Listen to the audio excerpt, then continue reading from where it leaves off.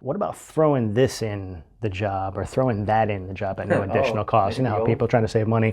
What can they do or what can be thrown into the job at no additional the old cost? throw in, huh? Okay. No is the ultimate response. Here's the thing: all my project managers, all our lead carpenters, they know what the scope of work is on the project. We go over that with the homeowner. We know what's supposed to be done.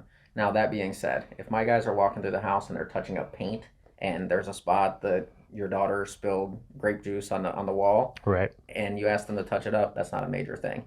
They all know that we have those things in. But they all know the difference also between, hey, can you help us out with this? And this is a change order.